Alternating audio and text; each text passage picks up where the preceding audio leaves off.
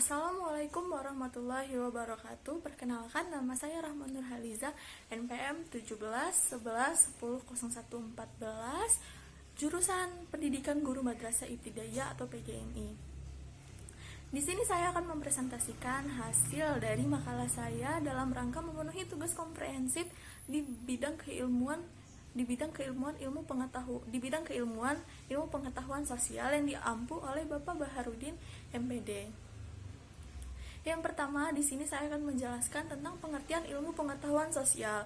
Istilah IPS mulai dikenal di Indonesia sejak tahun 1970-an sebagai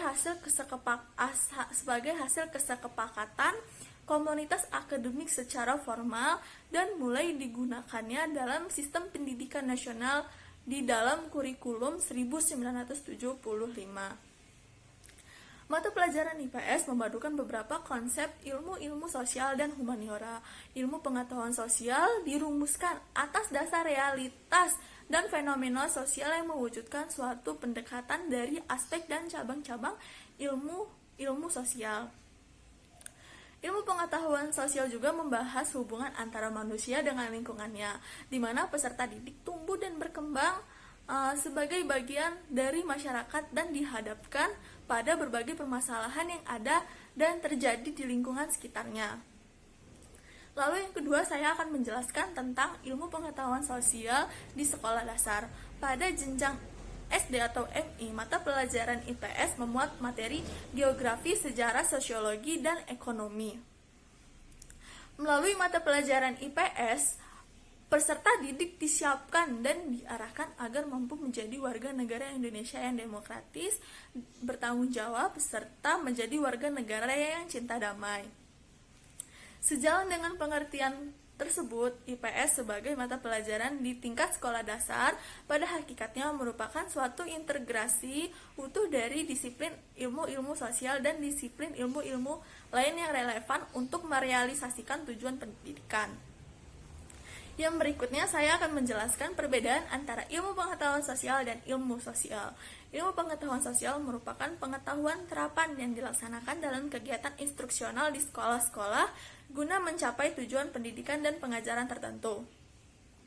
Perbedaan IPS dan ilmu sosial adalah yang pertama dilihat dari tingkatannya, yang kedua dilihat dari kebatasannya, yang ketiga dilihat dari tingkat kesulitannya, yang keempat dilihat dari tujuannya, yang kelima dilihat dari pendekatannya. Ilmu sosial diarahkan kepada pengembangan teori dan prinsip ilmiah, sedangkan IPS lebih diarahkan kepada arti praktisnya. Lalu berikutnya saya akan menjelaskan tentang kedudukan ilmu pengetahuan sosial dalam kurikulum. IPS merupakan bidang studi yang mempelajari, menelaah, menganalisis, serta mengetahui masalah sosial yang ada di masyarakat ditinjau dari berbagai aspek kehidupan secara terpadu. Lalu berikutnya ada tujuan ilmu pengetahuan sosial. Pendapat Trianto yang menyatakan bahwa tujuan utama ilmu pengetahuan sosial adalah untuk mengembangkan potensi peserta didik agar peka terhadap masalah sosial yang terjadi di masyarakat, memiliki sikap mental yang positif terhadap perbaikan segala ketimpangan yang terjadi, dan terampil mengatasi masalah yang terjadi dalam sehari-hari, baik yang terjadi pada dirinya ataupun yang terjadi pada orang lain. Lalu yang berikutnya ada urgensi pendidikan IPS. Proses pembelajaran pendidikan di IPS jenjang persekolahan, baik di tingkat sekolah atau di sekolah dasar ataupun di tingkat menengah, perlu adanya pembaruan yang serius karena kegiatannya selama ini masih menggunakan model pembelajaran yang bersifat konvensional. Tidak terlihat adanya improvisasi dalam pembelajaran. Jauh dari model pembelajaran modern yang disesuaikan dengan tuntutan zaman dan kondisi lingkungan sekitar peserta didik berada. Lalu yang berikutnya saya akan membahas tentang ruang lingkup pembelajaran IPS. Pembelajaran IPS memiliki ruang lingkup serta pembahasan sebagai berikut. Untuk di kelas 1, yang pertama adalah memahami identitas diri dan keluarga, serta sikap saling menghormati dalam keluarga. Lalu yang kedua adalah mendeskripsikan lingkungan rumah. Lalu berikutnya untuk di kelas 2 adalah memahami peristiwa penting dalam keluarga secara kronologis. Yang kedua adalah memahami kedudukan dan peran anggota keluarga dalam lingkungan keluarga ataupun dalam lingkungan tetangga. Untuk di kelas 3, yang pertama adalah memahami lingkungan dan melaksanakan kerjasama di sekitar rumah ataupun di sekolah. Lalu yang kedua adalah memahami jenis pekerjaan dan penggunaan uang. Untuk di kelas 4 yaitu memahami sejarah, kenampakan alam dan keragaman suku bangsa yang ada di Indonesia. Lalu yang kedua adalah memahami sumber daya alam, kegiatan ekonomi dan kemajuan teknologi di lingkungan sekitar. Lalu untuk di kelas 5 adalah menghargai berbagai peninggalan dan tokoh sejarah yang nasional pada masa Hindu, Buddha, Islam dan keragaman kenampakan alam dan suku bangsa serta kegiatan ekonomi di Indonesia. Lalu yang kedua adalah menghargai peranan tokoh pejuang dan masyarakat dalam mempersiapkan dan mempertahankan kemerdekaan Republik Indonesia.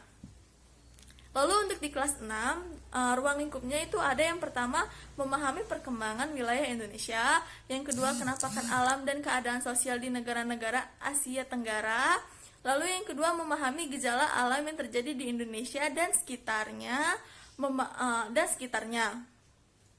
Lalu berikutnya ada pendekatan pembelajaran IPS.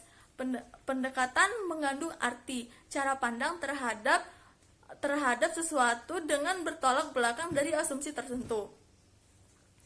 Pengajaran IPS digunakan sebagai istilah teknik pedagodik untuk proses belajar mengajar atau proses pembelajaran dalam mata pelajaran ilmu pengetahuan sosial.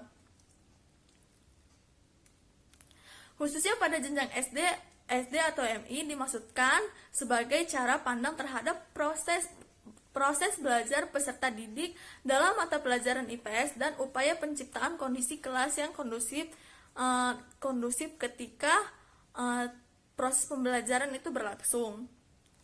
Pendekatan sangat penting bagi pendidik, karena pendidik selain berfungsi sebagai fasilitator, pendidik juga berfungsi sebagai teladan atau sosial aktor. Yang pertama, saya akan menjelaskan tentang pendekatan komunikatif. Pendekatan komunikatif mengutamakan efektivitas peserta didik.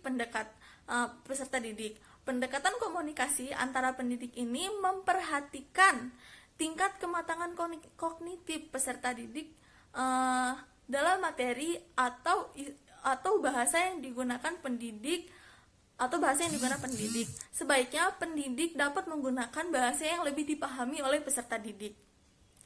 Kelebihan dari pendekatan ini adalah yang pertama, peserta didik termotivasi dalam pembelajaran. Lalu yang kedua adalah peserta didik lancar dalam berkomunikasi, dalam artian menguasai pembelajaran. Lalu yang ketiga adalah suasana pembelajaran menjadi hidup dengan aktivitas komunikasi antara peserta didik satu dengan peserta didik yang lain. Adapun kelemahan dari pendekatan ini adalah memerlukan pendidik yang menguasai keterampilan komunikasi secara memadai dalam proses pembelajaran. Lalu yang kedua adalah kemampuan membaca dalam keterampilan tingkatnya tidak mendapatkan perhatian yang cukup. Lalu yang kekurangan yang ketiga adalah pada keterampilan komunikasi ini dapat menyulitkan peserta didik pada tingkat permulaan. Contohnya yaitu pada kelas rendah, kelas 1, kelas 2 ataupun kelas 3. Berikutnya saya akan menjelaskan tentang metode pembelajaran. Metode pembelajaran merupakan cara yang fungsinya sebagai alat untuk mencapai suatu tujuan, yaitu untuk membantu proses pembelajaran yang belum tahu menjadi tahu. Sedangkan maksud dari pembelajaran adalah proses interaksi antara peserta didik dengan pendidik yang ada di suatu lingkungan pembelajaran. Metode pengajaran adalah suatu cara yang digunakan untuk memberikan kesempatan kepada peserta didik dalam belajar, yang artinya merupakan cara pelaksanaan pembelajaran atau teknik suatu bahan pengajaran diberikan kepada peserta didik di sekolah.